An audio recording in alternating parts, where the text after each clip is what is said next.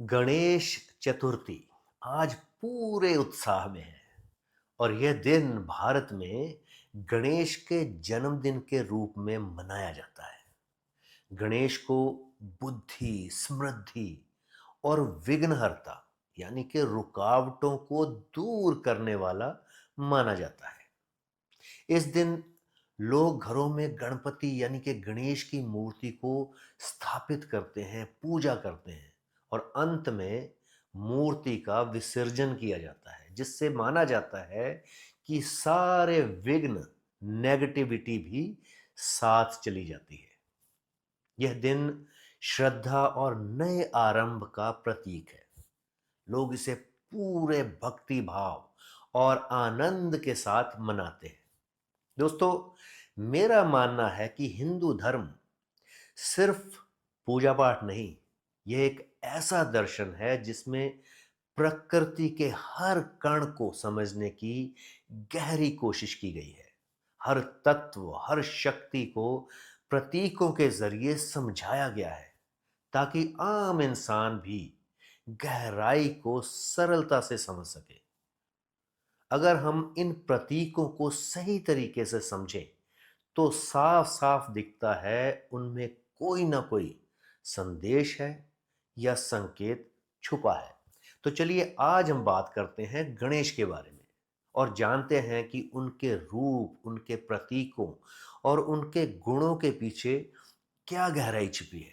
गणेश चतुर्थी की एक पौराणिक कहानी है जो कि काफी इंटरेस्टिंग है। एक दिन देवी पार्वती ने स्नान करते समय अपने शरीर के उपटन से एक बालक को बनाया और उसमें प्राण डाल दिए। उन्होंने उसे दरवाजे पर पहरेदार बना के खड़ा कर दिया और कहा कि कोई भी अंदर ना आए। जब शिव लौटे, अंदर आना चाहा, गणेश ने उन्हें वहीं रोक दिया क्योंकि वह पार्वती के आदेश का पालन कर रहे थे। शिव को गुस्सा आया और उन्होंने गणेश का सर काट दिया। अब इसमें पार्वती बहुत दुखी हुई। तब शिव ने वादा किया कि वे गणेश को फिर से जीवित कर सकते हैं। उन्होंने देवताओं से कहा कि जो पहला जीव उत्तर दिशा में मिले उसका सर काट के लाया जाए। और वहां मिला हाथी का बच्चा, उसका सर काटा गया और उसको जोड़ा गया उस बालक के शरीर के ऊपर और उसे जीवित किया गया। शिव ने उन्हें यानी कि बालक को आशीर्वाद भी दिया कि सभी देवताओं में सबसे पहले उन्हें पूजा जाएगा। इसलिए हर शुभ कार्य की शुरुआत गणेश की पूजा से होती है, जिसे हम कहते हैं श्री गणेश हुआ। तो ये तो थी कहानी। अब बात करते हैं फैक्ट और लॉजिक की।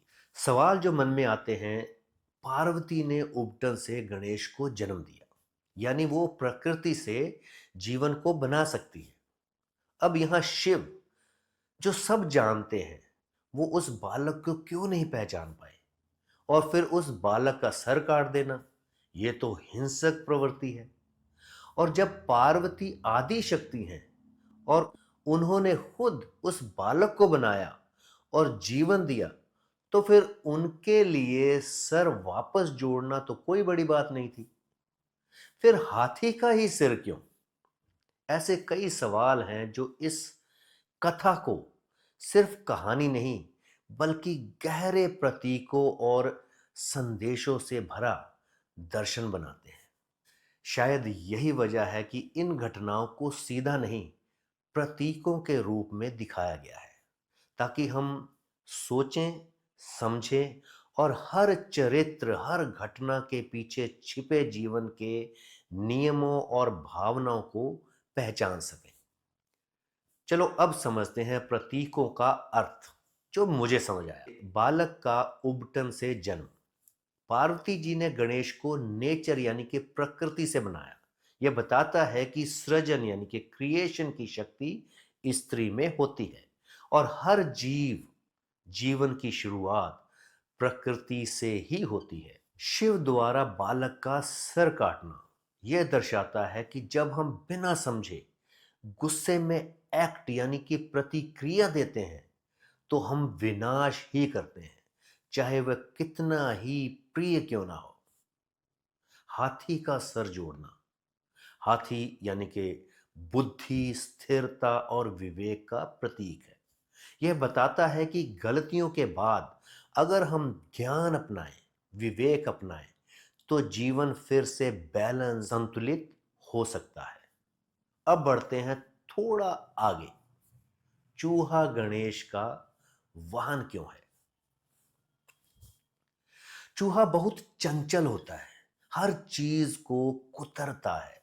यह हमारी छोटी छोटी इच्छाओं, लालच और वासनाओं का प्रतीक है, जो अगर कंट्रोल ना हो तो जीवन को नुकसान पहुंचा सकता है। गणेश की उस पर सवारी करना सिखाता है कि सच्ची बुद्धि वही इच्छा वही है जो इच्छाओं को साध ले, उन्हें दबाए नहीं, बल्कि दिशा दे। और फिर चूहा किसी भी छोटे छेद में घुस सकता है। यह बताता है कि गणेश की बुद्धि हर मुश्किल में रास्ता ढूंढ सकती है, चाहे समस्या कितनी भी उलझी क्यों ना हो।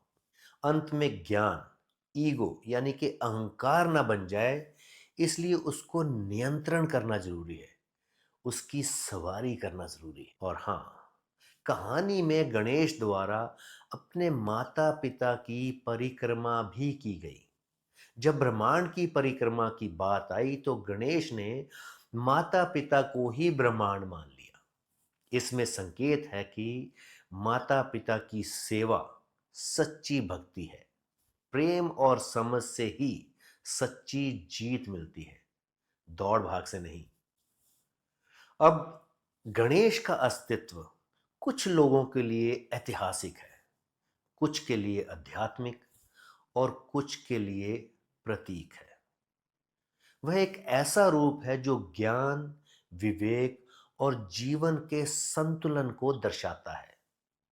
अब चाहे आप इन्हें एक देवता माने या गहरे विचार का प्रतीक, यह सब आप पर निर्भर करता है।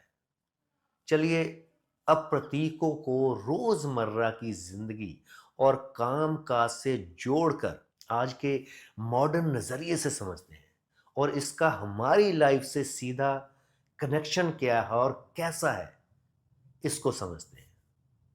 कैरियर के लिहाज से आप किसी नई नौकरी की तलाश में हैं तो गणेश की तरह सोचें, शांत रहें, रिसर्च करें, दूसरों की सलाह भी लें और अपनी इच्छाओं को कंट्रोल में रखें। इससे आप सही दिशा में ही आगे बढ़ेंगे। रिश्तों में अगर किसी को तनाव है तो गणेश की तरह सुनने की कला अपनानी होगी। कभी कभी सिर्फ शांत रहकर और सामने वाले की बात को समझकर ही रिश्ते में सुधार आ जाता है। फिर आता है लाइफ गोल्स, उद्देश्य। अगर आपका लक्ष्य है कोई स्किल को सीखना या बिजनेस की शुरुआत करना, तो फोकस, धैर्य और इच्छाओं पर नियंत्रण रखना बहुत जरूरी है। हर दिन थोड़ा थोड़ा आगे बढ़ना, यही असली सफलता की पहचान है। तो चलो दोस्तों, ये था गणेश के बारे में जो मुझे समझ में आया। मेरी समझ कहती है कि यही जीवन है हमारे पास।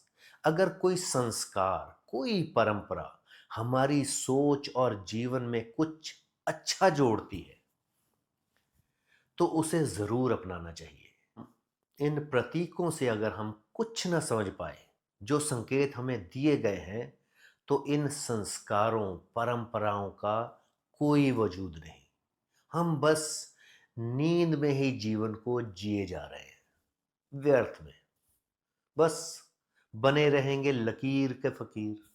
हर प्रतीक, हर परंपरा कोई ना कोई संदेश देती है। बस जरूरत है उसे सही से समझने की, महसूस करने की। दोस्तों, इस विषय में आपकी विचारधारा क्या है? कमेंट करके जरूर बताइए। गणपति बप्पा मोरया।